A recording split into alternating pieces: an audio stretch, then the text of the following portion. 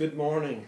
This is the second lecture of the last testing period of History 2303. When we closed our discussion last time, we talked about Fergusonism and the effort of Texas Highway Department to block Mrs. Ferguson's manipulation through her husband, Jim Ferguson of the Texas Highway Department by blocking the effort to get Fritz Lanham, the ex-congressman's brother of Frank Lanham, a pro-Ferguson highway commissioner, to become the regional director of the Bureau of Public Roads regional office in Fort Worth. That was the office where all of the federal appropriations for road building would be shuttled through to Texas. And so it was, again, an effort by Ferguson to control the politics, the monetary aspects and politics of highway development in Texas. But today we want to talk about Texans who served in the New Deal. Prominent Texans included John Nance Garner of Uvalde, who became Vice President of the United States in 1936. But eventually, John Nance Garner would split with Franklin Delano Roosevelt's, quote, liberal policies and resigned. And when John Nance Garner resigned as Vice President of the United States, he said, "I'm resigning in opposition to the New Deal. I'm going home to Uvalde, and I'm never going to leave the city limits of Uvalde, Texas again." And so he retired to his home in Uvalde, and in fact, he never did go back to Washington. And although John Nance Garner lived for a few more years, he completely withdrew from national politics. Jesse H. Jones of Houston served as the chairman of the Reconstruction Finance Corporation, the Import-Export Bank, the Federal Loan Agency, and as Secretary of Commerce from 1940 to 1945. But in 1945, shortly before Roosevelt's death, Jesse Jones broke with the Democratic Party and converted to the Republican Party. 9 Texas congressmen during the New Deal held permanent committee chairmanships, and Representative Sam Rayburn of Bonham became Speaker in 1940, and he would remain Speaker of the United States House of Representatives from 1940 to his retirement in 1961. For 21 years, he was the Speaker of the United States House of Representatives. But other prominent Democrats were Maury Maverick, the mayor and congressman from San Antonio, Wright Patman of East Texas, and young Lyndon Baines Johnson were elected to Congress as pro-FDR New Deal supporters. But FDR had some anti-New Deal congressmen from Texas, and among the greatest of the critics of the New Deal were Jeffersonian Democrats and the American Liberty League businessmen who opposed the, quote, socializing efforts of the New Deal. These folks included Martin Dies of Orange, Texas, W. Leo Daniel, when he ceased to be governor and appointed himself an interim United States Senator. And after 1937, United States Senator Tom Connally personally opposed the President of the United States and his New Deal. And in 1937, when FDR attempted to pack the Supreme Court with what was called the court packing plan that was introduced into Congress, it was Dallas Congressman Hatton Sumner's who opposed the court packing plan and thus broke with the New Deal in 1937. But New Deal policies visibly impacted Texas. The Federal Emergency Relief Administration, the FERA, provided more than $50 million to Texas poor in 1933 and 1934 alone. The CCC during the New Deal employed nearly 110,000 unemployed young Texas men, many of them who were World War I veterans, and who needed jobs.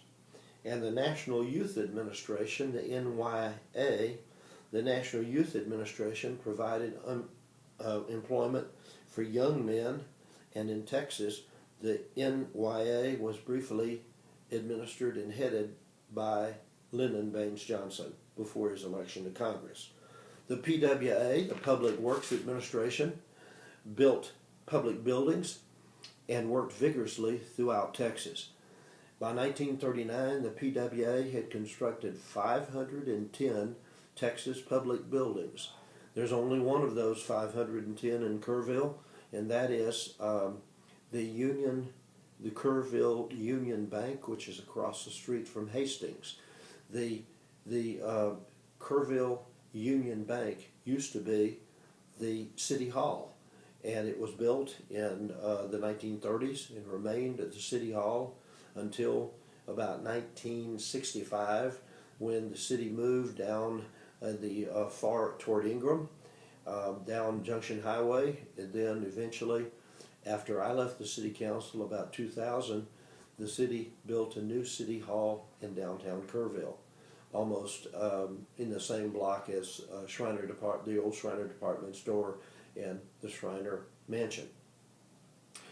The PWA also constructed 998.7 miles of Texas highways, just under 1,000 miles of highways, and improved 135 Texas parks and playgrounds. It has been estimated that the PWA from 1933 to 1936 pumped in just those years, 1933 to 1936, the PWA pumped in $351 million into Texas. That constituted 3.03% of the total expenditures of the PWA during 1933-1936. To match PWA funds, the $351 million, state and local governments raised $80 million as a partial match. So the PWA expended approximately $430 million in Texas. Older Texans were specifically assisted by the Social Security Act of August 1935. The truth is that there were 48 states in 1935.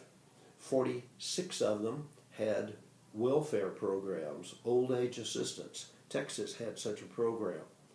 But of the 46 old age assistance programs, Texas was one of 43 states that had exhausted its old age assistance program funding because there were just so many elderly Americans and Texans out of work and no means of income. So the Social Security Administration and the Social Security Act of August 1935 was fundamentally important to taking care of the elderly in Texas. In fact, things got so bad before the passage of the Social Security Act of 1935 that in Texas, the Texas legislature considered, once the general fund was depleted, that some folks considered raiding available highway funding and cut highway development in order to assist the elderly. The National Social Security Act ended that discussion and protected the future of Texas roads while providing assistance to elderly Texans. In 1947, after World War II, the state then dedicated a highway fund. And today, when you go and you buy gasoline, you pay tax per every gallon of gas. And those highway funds that are state designated, state taxes, the gasoline tax that partially goes to the state, those funds are dedicated funds, which means that they can only be used for the development of Texas roads. So the legislature dedicated and made sure that Texas, after World War II, would have a continuing revenue source to build a modern system of Texas highways.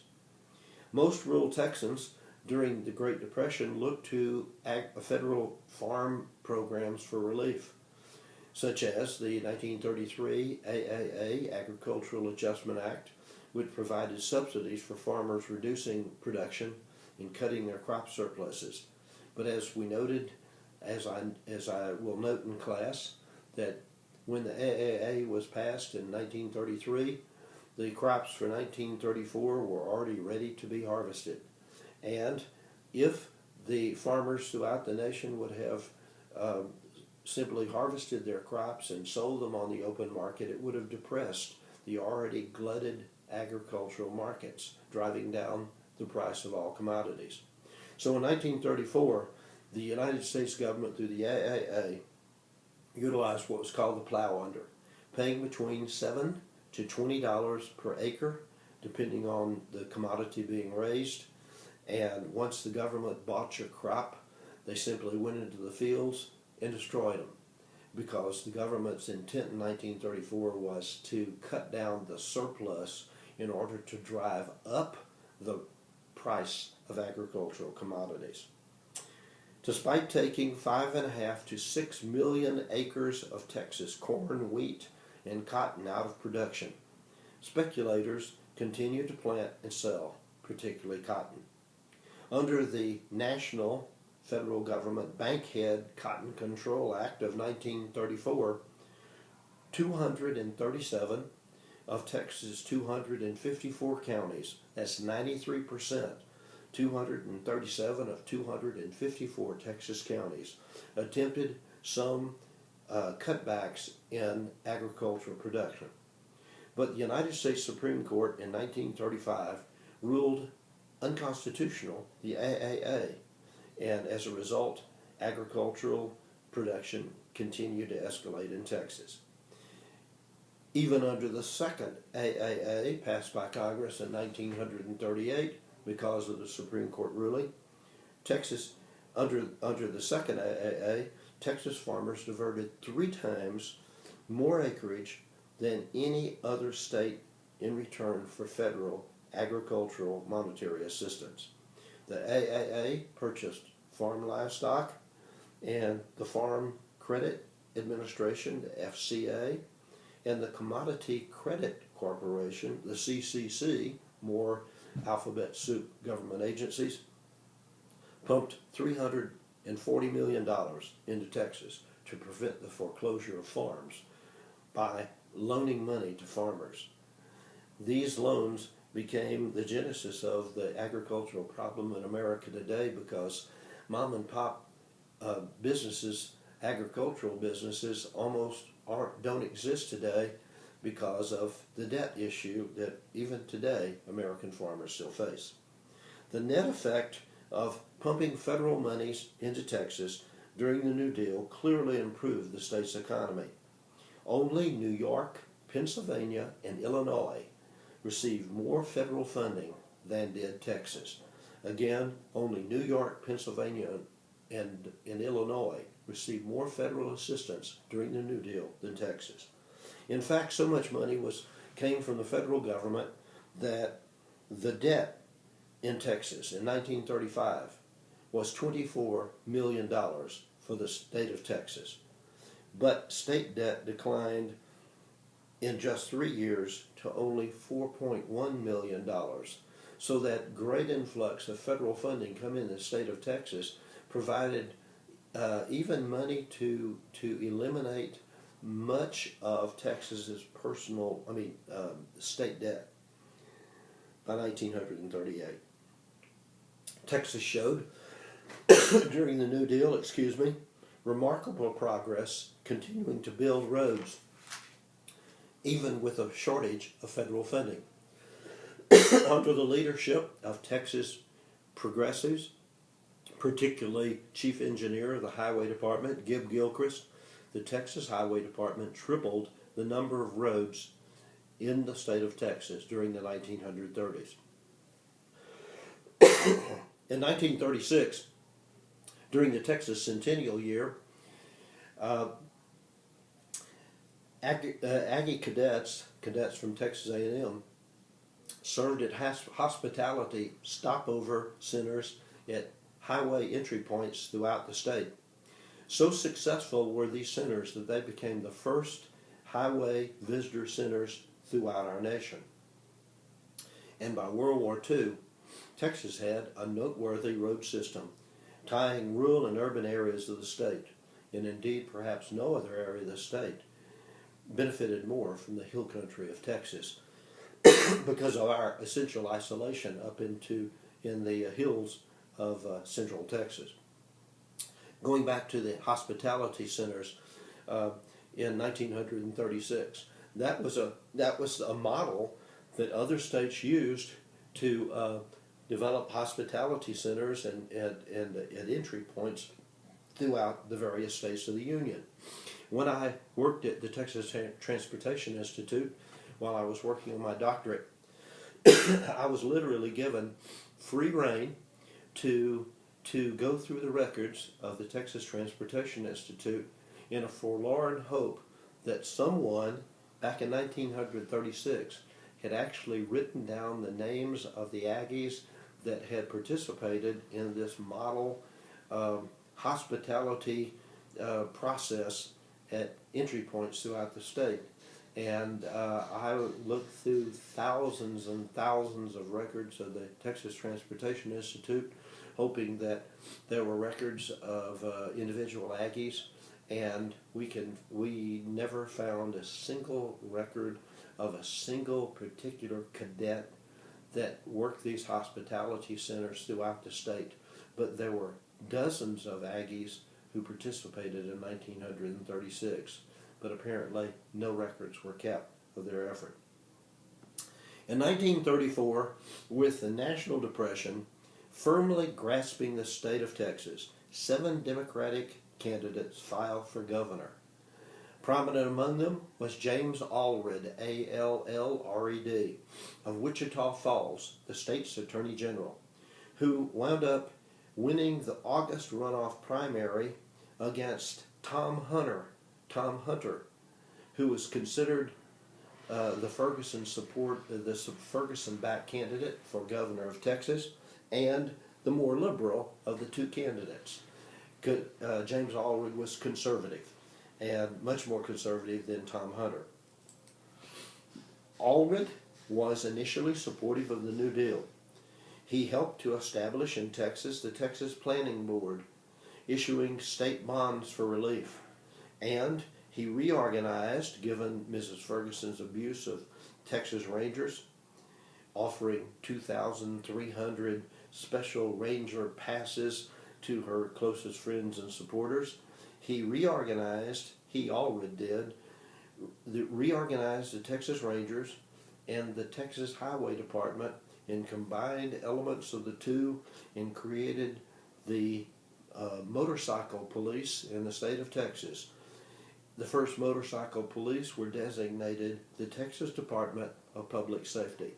And if you got a ticket in 1935, 36, 37, it was probably by a motorcycle cop.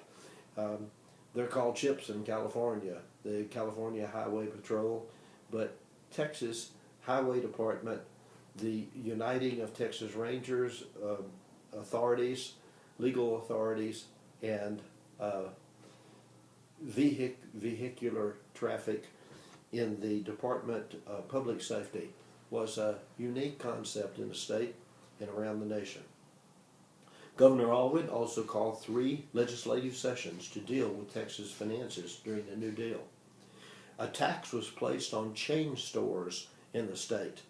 Why chain stores? Chain stores are corporations that let's say Sears is a national chain store, and there are Sears stores almost in every community in America. But taxes were placed on chain stores that operated in Texas because chain stores were considered a threat to mom and pop individual businesses. And that's true then, and it was true even today. When I was on the Kerrville City Council, Walmart contacted the city of Kerrville and said, we have very privately bought land and we're preparing to build a superstore, a Walmart superstore in Kerrville. And we want the blessing of the Kerrville City Council. And Walmart met with the Kerrville City Council, and some folks in town said, wow, if we had let a big business like Walmart in, we're going to kill small mom and pop businesses, and that's not going to be good. As it turned out, that was not necessarily true. Although Prohibition ended during Allred's administration, liquor by the drink was outlawed and local option elections sustained. While supporting Social Security for elderly Texans, the governor argued that aid to all elderly Texans would violate the National Social Security Act and might cost Texas its federal funding. And so he didn't support Social Security for all elderly, only the most needy. In September 1936, nevertheless, 81,000 elderly Texans had applied for state aid, and in a special session, the Texas legislature increased taxes on oil, sulfur, and carbon black production so that by the summer of 1937, 125,000 Texans received state aid despite tightened eligibility requirements. Governor Allred's second term of office witnessed continuing financial difficulties given the recession that occurred in 1937, given the cost of a new teacher retirement system that was put in effect into Texas, and increased school appropriations. The legislature even repealed, the 1933 law, which legalized horse racing. But without a new tax bill, the legislature was short of appropriations, and still Texas by 1939 was $3 million in debt. Jimmy Allred was appointed to the federal bench and became a federal judge. But he came out of retirement in 1942 to lose the United States Senate race in Texas. He then, after losing in 1942, practiced law, was quite successful, and in 1949, Harry Truman, President of the United States, appointed Jimmy Allred back to the federal bench as a federal judge. In November of 1938, 13 candidates filed to replace Governor Allred, including Texas Attorney General William McCraw, Railroad Commissioner Ernest Thompson, Tom Hunter, who again was considered the Ferguson camp candidate for governor, and a peculiar new face in Texas called W. Lee, nicknamed Pappy O'Daniel. He was a Fort Worth flour merchant, F-L-O-U-R, wheat flour merchant. O'Daniel had moved to Texas in 1925 to become the sales manager and general manager for Burris Mills and Elevator Company in Fort Worth, Texas. And Burris Mills and Elevator Company sponsored a popular radio show once a week featuring Pappy Leo Daniels as its host and the Light Crust Doughboy Band. The Light Crust Doughboy Band. What else would you name a band if your sponsor was a flour company? O'Daniel was a superb salesman who understood in the 1930s the popular discontent that Texans had with, quote, professional politicians.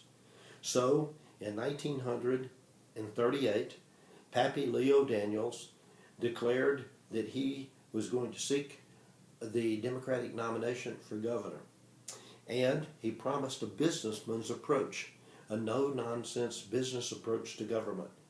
And in the 1938 Democratic primary, in the May primary, W. Leo Daniels polled more than half of the state's votes for the first time since Texas had started its primary back at the turn of the 20th century. Texans saw in O'Daniel a self-made man and a virtual folk hero who proclaimed that his political platform was going to be the Ten Commandments, and that he would follow the laws of God and provide common sense judgment to the operations of the Texas state government. O'Daniel opposed the poll tax, which he did not pay, so in the 1938 election he didn't have a chance to vote for himself. He opposed capital punishment, he supported pensions for the elderly, and he was adamant that the state of Texas should not pass a state sales tax. And W. Lee O'Daniel despised organized labor. From 1939 to 1941, Governor O'Daniel warred with those who opposed him in the legislature, particularly over his plan for aid to the elderly. His campaign promise of pensions to all elderly Texans soon was reduced in the legislature to a $30 stipend per month for only the most needy of elderly Texans. The simple truth is, a lack of appropriations prevented more than that. To generate more revenue, the governor reversed his opposition to sales taxes and proposed a 1.6% tax on all business transactions. The legislature opposed the business transaction tax and passed no tax law. The governor then refused to call a special session of the Texas legislature to consider funding for the state despite Texas' deficit. In 1940, O'Daniel sought re-election, and 6 candidates in the Democratic Party primary opposed him, including Mrs. Ferguson, who came out of retirement, who strongly attacked what W. Lee O'Daniels claimed and what he subsequently did as governor. With all of the major newspapers of the state of Texas opposing O'Daniel's re-election, surprisingly, he won re-election. By the time the 47th legislature met in January of 1941, the state had to take immediate action to deal with its finances. The general fund, which supported most state agencies, had a deficit of $25 million, and the federal government had threatened to withhold Social Security if state funds were not forthcoming. The teacher retirement system was neglected so that destitute Texas children and the blind could receive state aid. The 1941 legislature increased taxes on oil and gas, tobacco, and the gross receipts of some businesses in order to raise more funds. O'Daniel warred with the legislature. He, in fact, vetoed 47 legislative appropriation items, and the legislature overrode 12 of his 57 votes. The legislature responded by passing an anti-union bill giving the governor a new boogeyman, the unions, to attack rather than professional politicians, because, in fact, the governor was himself now part of the professional politicians operating in Austin. When United States Senator Morris Shepherd died in office, the father of Prohibition, in April of 1941, O'Daniel overlooked the legislature's intense support and desire to have the governor appoint himself as an interim United States Senator in order to get him out of Texas. And O'Daniel didn't listen to the legislature, but decided that he would appoint Andrew Jackson Houston, the 87-year-old son of Sam Houston of San Jacinto fame, as an interim United States Senator to finish out Morris Shepherd's term of office. The elderly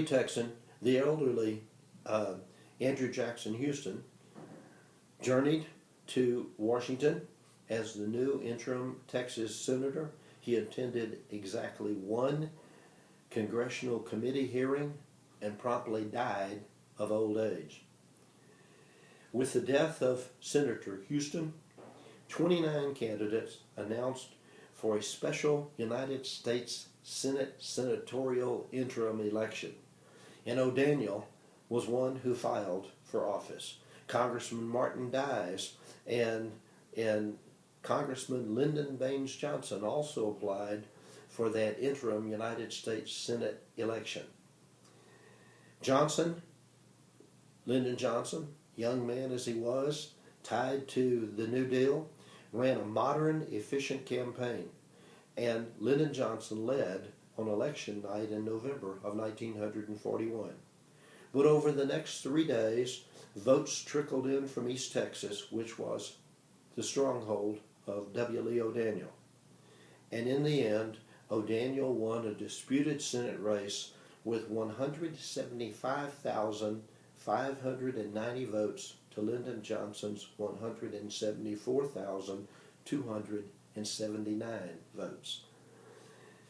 LBJ believed that he had been cheated by O'Daniels, and subsequently, Lyndon Johnson did two things. One, he moved away from his support of the New Deal because he believed that perhaps he was wrong in his liberal support, and that his liberal support of the New Deal had cost him with conservative Texans. He was probably right. And two, Lyndon Johnson promised himself that he would never, ever again be cheated in a senatorial or a congressional or any kind of political race. That if necessary, he would out-cheat his opponents if necessary, but he would never be cheated again, as he felt he had this election stolen out from under him. The following year, after serving for 1 year as an interim United States Senator, W. Lee O'Daniel then defeated both former Governor Dan Moody and Jimmy Allred as he ran as an anti-establishment candidate for a 4-year term as United States Senator. During the election, O'Daniels railed against communist labor agitators, and he won a surprising election in 1941. In his first Senate term, I said 4 years, I believe Senate terms are 6 years. In his first regular Senate term of 1942 to 1948, W. Lee O'Daniel, elected as a Democrat, primarily voted oftentimes with the Republicans, offending Texas Democrats, LBJ, organized labor, and New Deal advocates. In 1948, W. Lee O'Daniel wisely retired rather than stand for re-election because he knew in his heart that he could not get re-elected. So that closes the New Deal, and we're prepared to talk about Pearl Harbor to the mid-20th century. But for now, I think I want to leave you. I'll see you around campus, and I'll see you in the clouds. I thank you for allowing me to tape the second tape of the last testing period in history, 2303. I'll upload it, and hopefully within about 2 hours it'll be up in the clouds. And of course, as I have for each of the testing periods, I will continue to take note of the URLs, and I will send them out about as soon as I have a third or a fourth tape of this last testing period prepared for you, the students of 2303. For now, I'll say goodbye. See you around campus. See you in the clouds.